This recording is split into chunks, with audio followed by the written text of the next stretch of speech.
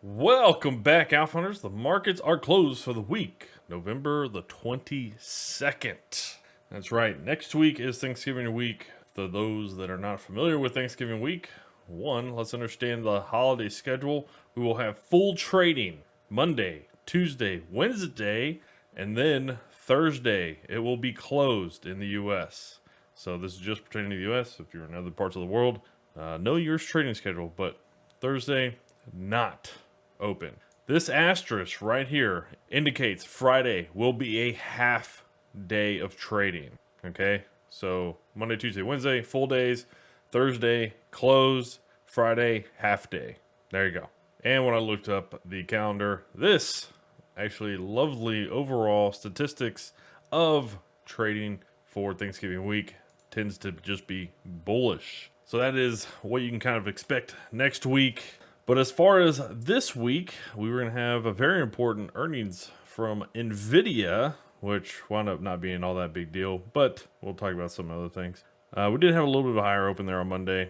Nothing crazy. Nice little push in the middle part of the day and just kind of a settled out second half of the day, afternoon. Didn't really do too much. What was kind of important is we had definitely a line down here where you didn't want to see us break it. It was basically kind of the lows of last week, right? And we kind of gapped down to that level there on Tuesday, and we got below Monday. So we were kind of floating on the danger zone at the beginning part of the week there. Monday, Tuesday, gap down.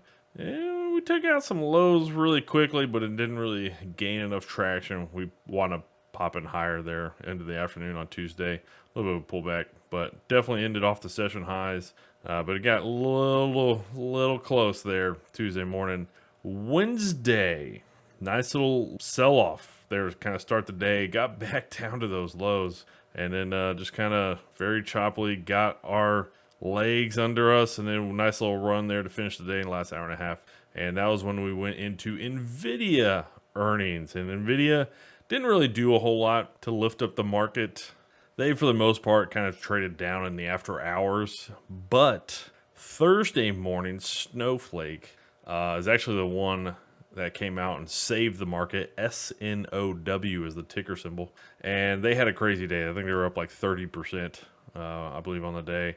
So they lifted up the market. And even NVIDIA actually wound up gapping up because the whole tech sector got lifted up from Snowflake's earnings. So there you go, a nice little gap up there on Thursday, quick sell off, and then it just kind of ran back higher into the close, looking pretty good. Friday, not a whole lot kind of going on, just chopped sideways basically the whole day. So looking pretty good as we go into next week. It's going to be a pretty sleepy week on Thanksgiving. Not a whole lot going on. It's a pretty good week to actually kind of sell some options because you get the full week of kind of selling the options, but not a whole lot of activity usually goes on on Thanksgiving week. The other thing to kind of know about Thanksgiving week is next Wednesday, the day before Thanksgiving, there is a lot of information that winds up coming out. So a lot of different economic and data and stuff like that. So be kind of mindful of some things that get released, and people will be watching, even though they're not really doing a whole lot. As far as sector rotation for the week, we did have materials, utilities, energies, real estate, all at the higher end of the week. Industrials, staples, discretionaries, and tech all outperformed. And communications, financials, healthcare, kind of all in line with the market there. Financials actually were lagging behind pretty good there up until about Wednesday afternoon. Then they got on the horse and, almost made it back. Pretty much made it back to neutral. So there you go. That's kind of the way the week went. All right, the VIX. Well, we had a hard time getting back below the 17 level for a good past couple months. But now we definitely broke down that level a couple weeks ago. We retested into it this past week, and it looks like we're going to roll over. So does the market go higher? Yeah, honestly, VIX kind of tells us the market's probably going to go higher. So wouldn't expect anything other than that, and especially on a sleepy week, probably going to continue to grind higher. DXY dollar index continuing to move. Now, what's really interesting is the move that we got on Wednesday, Thursday, Friday. Obviously, we had a nice little flag pattern to kind of start the week, or the continuation of the flag pattern that was started last Friday. But yeah, we got a nice little continuation, but we took out the high of 2023. So if we back out here, well, if you see where we are, well, the DXY dollar index is back up to some levels that we haven't seen since 2022. So looks pretty good. We did have, I guess, what you could consider a breakout in 2021 and the first half of 2022. And then we pulled back. We kind of retested into this 101.5 type line or so. And now it looks like maybe we're continuing higher.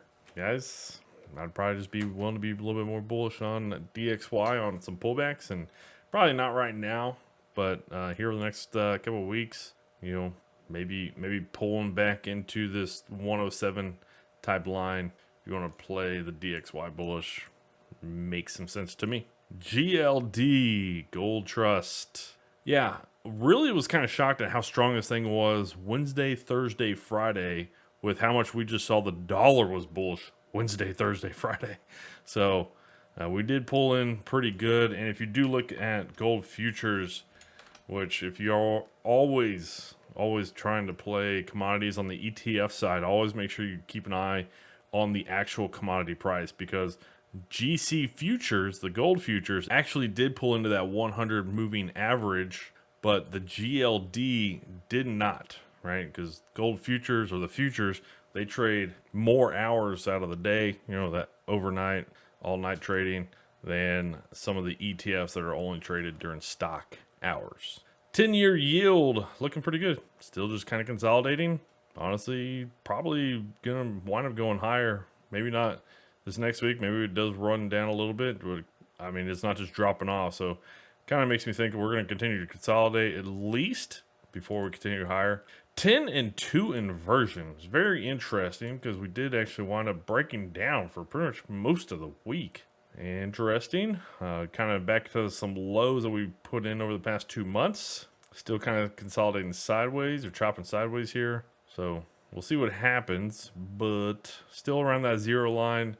I kind of made a comment earlier in the week. If we do wind up getting back above these highs anytime going forward, just going to go ahead and remove the 10 and 2 yield curve off my list here, because then we will probably just be continuing to move higher at that point in time going on. So I'll continue to monitor it until that happens. But as far as now, it's still just kind of chopping sideways, which typically we do that for a couple months when we uninvert. When we uninvert, like we did back in September, usually we'll shop around the zero line, and then we'll continue higher, and then we'll be out of here. As far as the HYG, high yield corporate bonds, they're looking pretty good. They started off the week pretty solid. Yields didn't really do too much this week, especially the second half of the week, so they didn't really do too much here on the bond side. So the only way I would want to be playing the bonds right now is probably just more bullish on the HYG and just bearish, on the LQD or TLT. And basically you're just talking about doing a paired trade or something like that. So that's what I would be looking to do. Here's a look at the LQD. So you can see clearly we have downtrends on the LQD compared to the HYG. And this is something that we talked about for going back the past couple months, right? Going back to when we have these breakdowns, late September, early October, and we weren't really seeing that in the HYG side. TLT, kind of the same thing. TLT had a pretty weak second half of September. So it just kind of made sense. Like, we weren't really seeing the weakness in the HYG side. We could be consolidating here. It's been choppy in here for the past month and a half for the LQD and TLT. And, if we see yields kind of roll over and consolidate, into a deeper pullback, maybe we'll see the TLT and LQD maybe even pop bullish for a period of time. All right, the RSP. We had a pretty good pullback last week. Continued basically until the start of Tuesday. Once we opened Tuesday's trading, kind of whipped around there a little bit. It was kind of a dangerous gap down, right? Talked about that earlier. And then it kind of just got on its horse. So the RSP looking pretty good. Highest close ever was on Friday.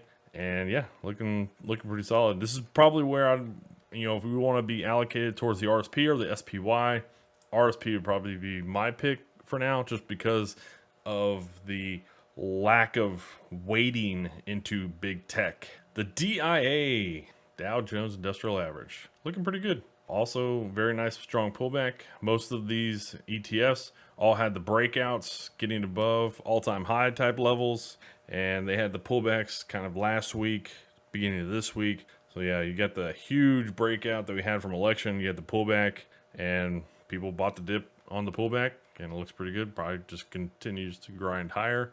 If you're a little bit more tactical, probably wait a little bit.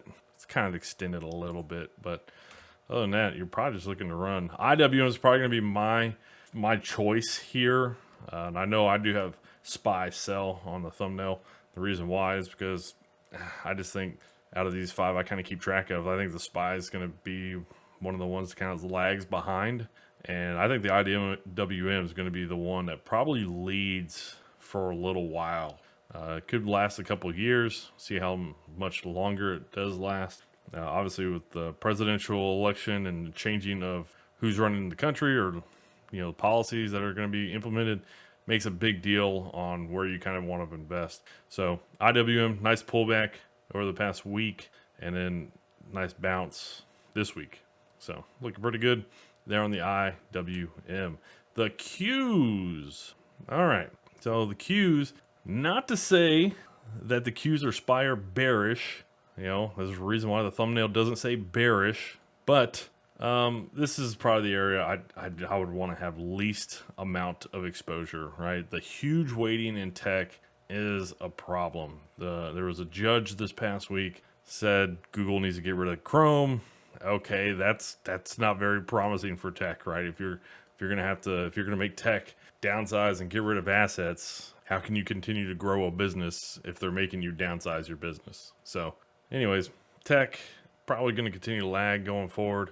Really, there's only been one day over the past couple of weeks where it's clearly outperformed, and that was the Thursday, November 7th, where it clearly outperformed all the other markets. Really, since then, there's a couple days in there last week where it didn't sell down as much, but you can see it has not bounced back nearly as much as some of the others. So this is the area I probably want to have least exposure, and that's about it. That's all I kind of want to clarify on sell or anything like that. As far as the SPY, probably just going to continue to see rotation into more of the other names that are not big tech. So there you go. Alpha Hunters, have a great weekend and take care.